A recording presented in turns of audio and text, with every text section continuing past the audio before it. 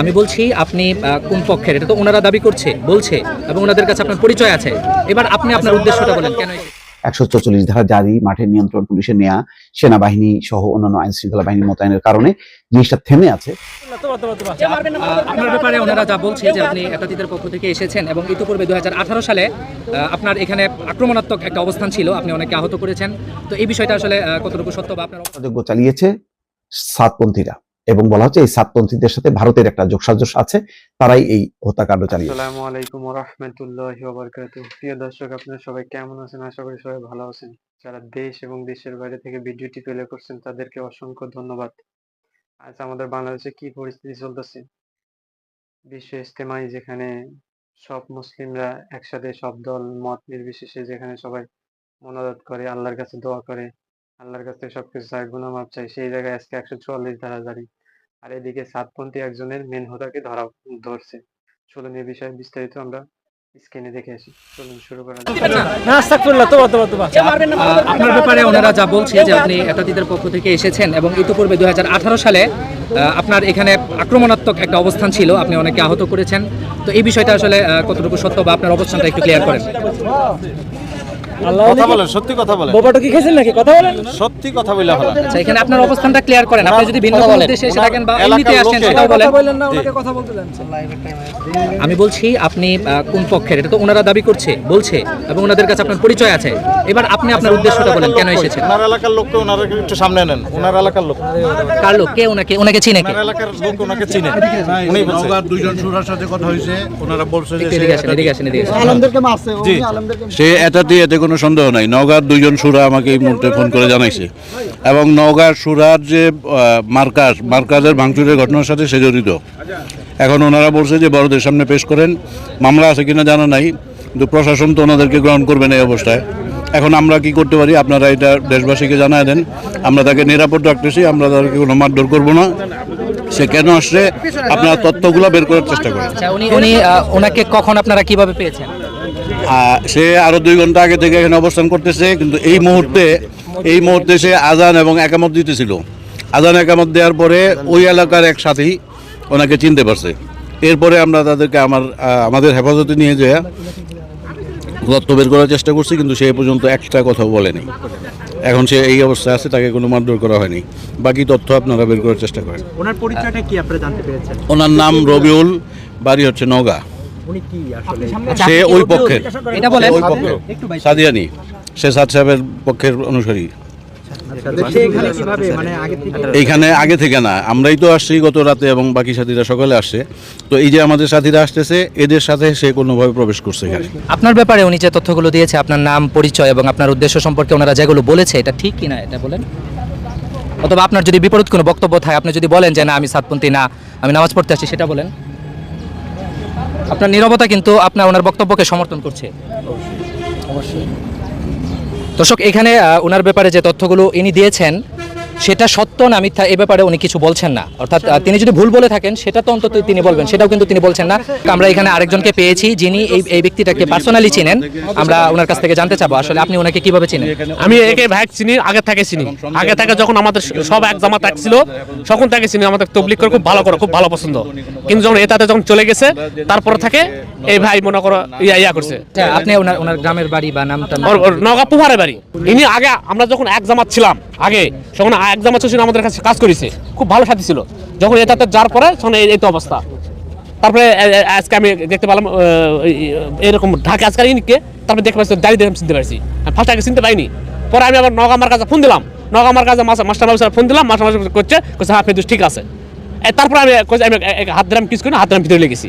লে যাবো তুমি ভাই এটা লোক ইমাম সাহেব কি টুঙ্গির ময়দানে যে খতিব সাহেব ইনি, আমি বললাম হুজুর এই অবস্থা। ঠিক আছে তুমি এই একা তো আমি যখন বলছি আপনি এখানে কেন, তো বলছি একটু প্লিজ। আমি না কথা আমি প্যান্টি হাত দিয়েছি, মার দিইনি, প্যান্টি শূন্য হাত গেলে চলে গেছে ভিতরে, কেউ জানো না, বুঝতে পারিনি। আমি তুমি এখানে কেন আসছো? তুমি লক্ষ লক্ষ লোক তুমি নষ্ট করছো, তুমি কেন আসছো? ওনাকে ধরেন এখন পজিশন আমি সাহেব আছে, আমি সাহেব দেখুক। কথা লান, কথা আপনারা কথা লান। ওনার বক্তব্যের ব্যাপারে আপনি বলেন যে এটা ঠিক না, ঠিক আপনার ব্যাপারে কি ওনারা ভুল বলছে কিনা?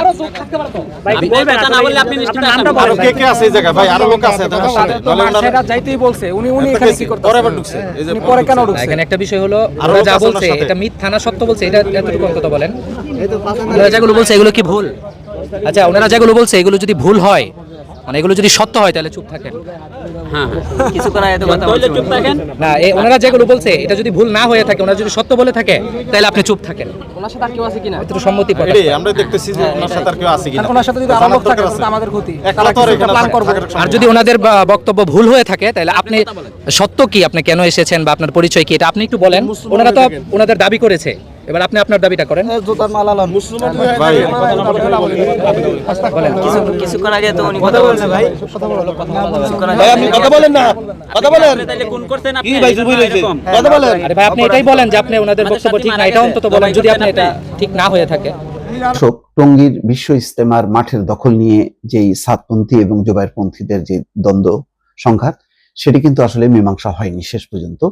পুলিশি কার্যক্রম দিয়ে কোন রকম স্থগিত করা হয়েছে, সেখানে কোনো পক্ষেরই সভা সমাবেশ করতে দেওয়া হচ্ছে না। 144 ধারা জারি, মাঠের নিয়ন্ত্রণ পুলিশের নেয়া, সেনাবাহিনী সহ অন্যান্য আইন শৃঙ্খলা বাহিনী মোতায়েনের কারণে জিনিসটা থেমে আছে।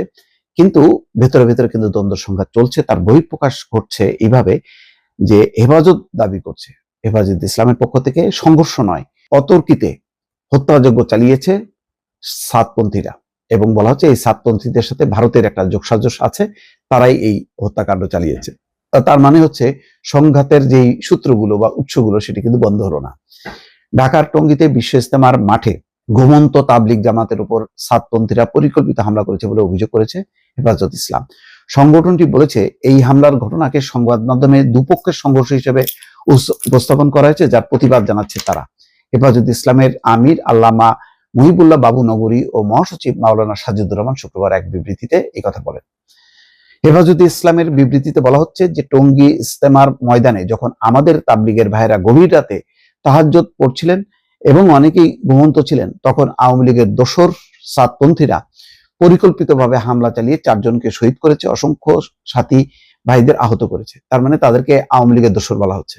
হামলায় জড়িত সবাইকে অবিলম্বে গ্রেপ্তার করে দৃষ্টান্তমূলক বিচার দাবি করেছেন হেফাজত নেতারা।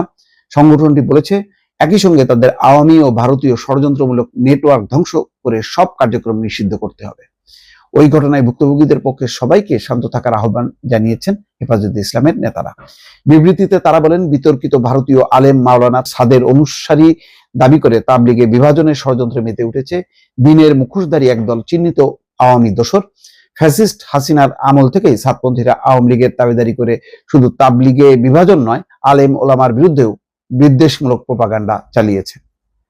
দর্শক, এই হচ্ছে উৎস। কিন্তু ঘটনা যাই হোক না কেন, এই তাবলিগ ঘিরে যে সংঘাত হলো এটা কিন্তু ভালো হলো না, এই কারণে যে মুসলমানদের মধ্যে যে হানাহানি, সেটা বিশেষ করে পাকিস্তান সহ অনেক জায়গায় দেখা যায়। সেই ঘটনাটা কিন্তু বাংলাদেশে আসলো অন্য এক রূপে, যেখানে তাবলিগ করা নিয়ে 2 গ্রুপ এবং মাঠের দখল নিয়ে যে বিভাজন, তার ফলে 4 জনের মৃত্যু ঘটলো, প্রচুর হতাহত হলো, হাসপাতাল পর্যন্ত সংঘর্ষ বিস্তৃত হলো। এইটা কোনোভাবেই ভালো না। তাবলিগ জামাতের প্রতি সর্বস্তরের মুসলমানদের যে আবেগ, অনুভূতি, ভালোবাসা, শ্রদ্ধা, সম্মান, সেটা কিন্তু এই ঘটনায়, এই দ্বন্দ্ব সংঘাত এবং মৃত্যুর মধ্য দিয়ে যথেষ্ট পরিমাণ ধাক্কা খেলো, এবং ভবিষ্যতে এই তাবলিগ সম্পর্কে মানুষের দলমত নির্বিশেষে যেই আগ্রহ উদ্দীপনা, তার কিছুটা কিন্তু হোঁচট খেলো এই ঘটনার মধ্য দিয়ে। জানি না এটি পুনরুদ্ধার করা সম্ভব হবে কিনা, আদৌ 2 পক্ষকে এক জায়গায় করা যাবে কিনা।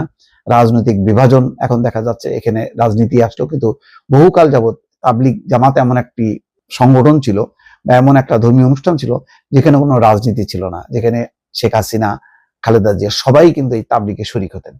তো ভবিষ্যতে কে কোন তাবলিগে শরিক হবেন, এটাও একটা চিন্তার বিষয়। দর্শক, ভালো থাকবেন, আল্লাহ হাফেজ।